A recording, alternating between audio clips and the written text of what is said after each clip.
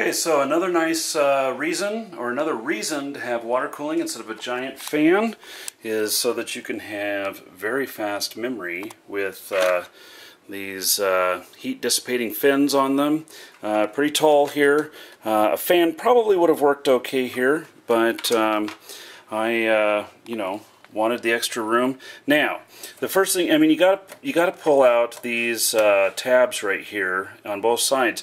Now, I have 32 gigs right here, and it's in 4 sticks. I've got 8 slots here, so I can go up to 64 gigs in this machine, but I'm looking down closely at the slots, and I actually don't see any slot numbers on them, so I'm going to have to refer to the manual to make sure that I get them in the proper slots. You can't just put them in 4 of them on one side. There'll probably be 2 on one side, 2 on the other.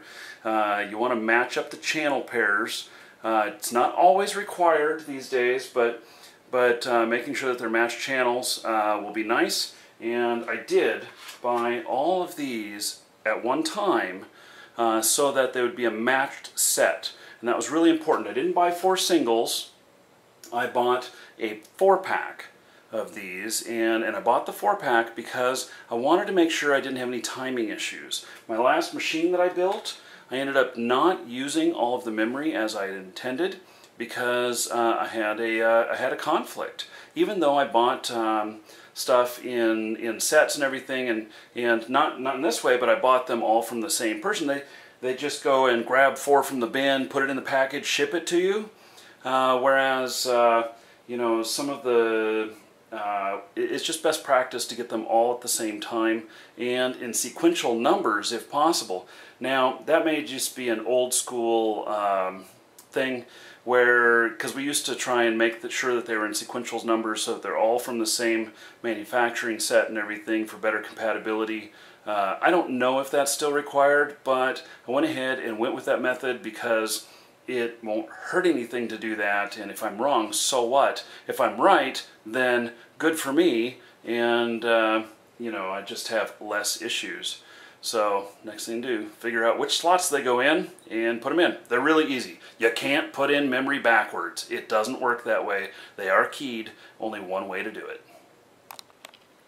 Okay, so I was right to look this up and figure out which slot was which, and it's a good thing that I have the book.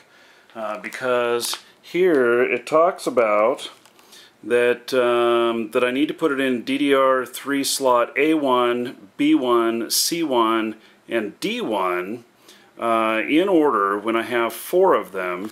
And it's not easy to see this here, but basically they are skipping and alternating sides. I know you can't see that all there clearly, but I'll show you when it's all installed here.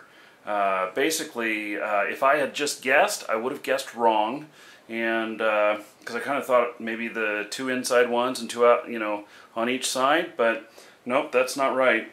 So it's a good thing I looked. It's a good thing I have the book because I can't see it on the board itself as to which slot is which. So it's going to be very important that I keep this book, because if I go to actually doing 8 memory chips, then the configuration is just a little bit different, but it's similar but different, and I also need to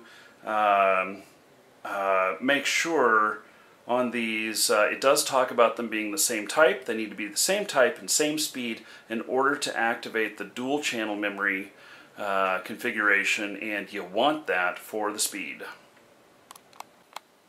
Okay, memory's in. Doesn't that look kind of, see, they've got spaces in between them here, and so that is the memory configuration it suggests. If I were to get just 2 more pieces of memory, they would go in the slots down here, and if I had 4 total, then it would fill up these banks over here as well. So it's starting to look like something. And next thing, I think I'm going to plug in all the wires, get the power supply in here, start wiring things up, and I think one of the last things is actually going to be to put in the cards, the video card, and then I've got eventually, which won't go in right before it, not until I boot it up and I'm ready, But I'm going to be putting in the video card. I've got the GTX 770 here, and then I've got 2 AverMedia cards that are going to use PCIe slots, and these ones are all 16X, PCIe 3. Those are 16X. This one right here is a 1X. And I actually have a card that'll go in there as well.